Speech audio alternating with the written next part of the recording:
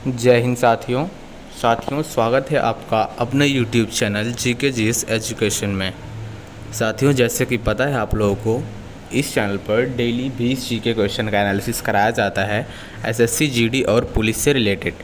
ठीक है, तो इस वीडियो में भी 20 महत्वपूर्ण प्रश्न हैं और यह वीडियो अपने दोस्तों के पास शेयर ज़रूर कर देना। ठीक है, चलिए वीडियो को शुरू करते हैं। वीडियो शुरू करने से पहले आपसे एक छोटी सी रिक्वेस्ट है कि आप हमारे चैनल को सब्सक्राइब नहीं किए हैं तो चैनल को सब्सक्राइब कर लीजिए, क्योंकि इस चैनल पर डेली जीके क्वेश्चन का एनालिसिस कराया जाता है। और बेल आइकन को भी ऑन कर लेना, ठीक है, ताकि जैसे भी वीडियो अपलोड करूं मैं उसका नोटिफिकेशन आप तक पहुंच सके और आप वीडियो देख सकें।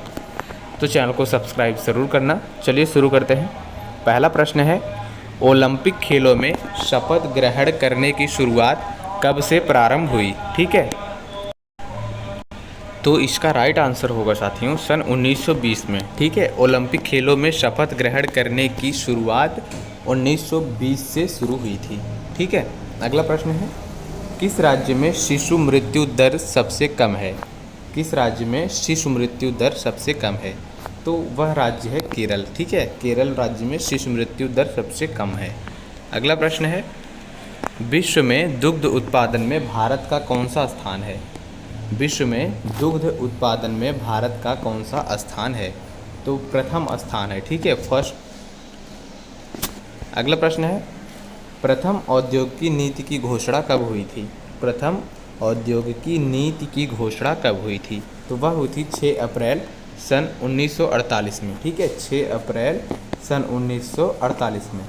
अगला प्रश्न है, 1930 में सीवी रमन ने किसके लिए नोबेल पुरस्कार जीता था? 1930 में अगर पूछा जाए कि सीवी रमन किस सन में नोबेल पुरस्कार जीता था, तो वह आप बोलेंगे सन 1930 में। याद रखना, इसमें 2 प्रश्न बन सकते हैं।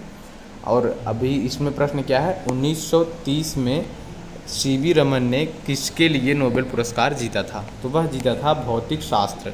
ठीक है, भौतिक शास्त्र के लिए जीता था। अगला प्रश्न है, सूर्य हमारी पृथ्वी से कितना बड़ा है? सूर्य हमारी पृथ्वी से कितना बड़ा है? यह बहुत इंपॉर्टेंट प्रश्न है और बड़ा है 13 लाख गुना बड़ा है। ठीक है, कितना? 13 लाख गुना सूर्य हमारी पृथ्वी से बड़ा है। अगला प्रश्न है, 73वां संविधान संशोधन किससे संबंधित है? 73वां संविधान संशोधन किससे संबंधित है? तो वह संबंधित है पंचायती राज प्रणाली से। किससे? पंचायती राज प्रणाली से 73वां संविधान संशोधन संबंधित है। ठीक है, अगला प्रश्न है, भारत में हरित क्रांति लाने का श्रेय किसका है? तो वह है स्वामीनाथन का। ठीक है, स्वामीनाथन का। ठीक है, स्वामीनाथन का हरित क्रांति लाने का श्रेय है।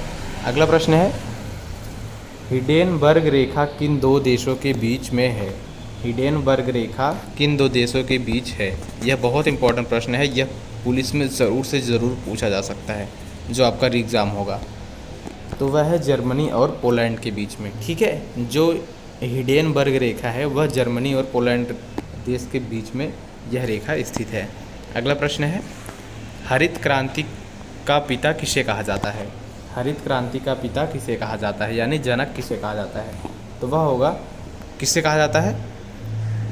एक सेकंड, हाँ, नॉर्मन बोरलॉग को। ठीक है, नॉर्मन बोरलॉग को कहा जाता है हरित क्रांति का जनक। अगला प्रश्न है, प्रधानमंत्री उज्ज्वला योजना की शुरुआत कब हुई थी? वह हुई थी 1 मई। ठीक है, 2016 को। अगला प्रश्न है, देश में सबसे लंबी दूर तय करने वाली रेलगाड़ी कौन सी है? देश में सबसे लंबी दूरी तय करने वाली रेलगाड़ी कौन सी है? वह है विवेक एक्सप्रेस। ठीक है, जो कि सबसे लंबी दूरी तय करती है देश में। अगला प्रश्न है, नियंत्रक महालेखा परीक्षक की नियुक्ति संविधान के किस अनुच्छेद के अंतर्गत की जाती है? नियंत्रक महालेखा परीक्षक की नियुक्ति संविधान के किस अनुच्छेद के अंतर्गत की जाती है? तो वह अनुच्छेद है 148 के अंतर्गत की जाती है। ठीक है, अगला प्रश्न है, जंतर मंतर का निर्माण किसके द्वारा करवाया गया था? तो वह करवाया गया था राजा जय सिंह के द्वारा। जंतर मंतर का निर्माण राजा जयसिंह के द्वारा करवाया गया था। अगला प्रश्न है, भारत का लिंगानुपात कितना है? वह है 943। ठीक है, कितना है? 943 है भारत का लिंगानुपात, और यह बहुत इंपॉर्टेंट प्रश्न है। अगला प्रश्न है, भारत में वायु परिवहन की शुरुआत कब से हुई? तो वह हुई थी सन 1911 से। ठीक है, जो वायु परिवहन की शुरुआत हुई थी वह सन 1911 से किया गया था।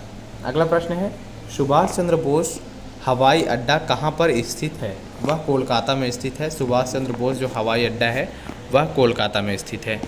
अगला प्रश्न है, लोकसभा के एकमात्र अध्यक्ष जो राष्ट्रपति बने कौन थे? वो लोकसभा के एकमात्र अध्यक्ष जो राष्ट्रपति बने थे वे कौन हैं? तो वह है नीलम संजीव रेड्डी। ठीक है, जो कि लोकसभा के एकमात्र अध्यक्ष थे और वे राष्ट्रपति भी बने थे, नीलम संजीव रेड्डी जी।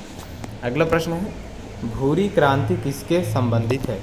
भूरी क्रांति किससे संबंधित है? वह है उर्वरक उत्पादन से। ठीक है। अगला प्रश्न है, भारत का सबसे पूर्वी बिंदु कौन सा है? भारत का सबसे पूर्वी बिंदु कौन सा है? वह है वालंगू है ये। भारत का सबसे पूर्वी बिंदु कौन सा है? वालंगू। साथियों, वीडियो पसंद आए हो तो वीडियो को लाइक, शेयर और चैनल को सब्सक्राइब ज़रूर करना।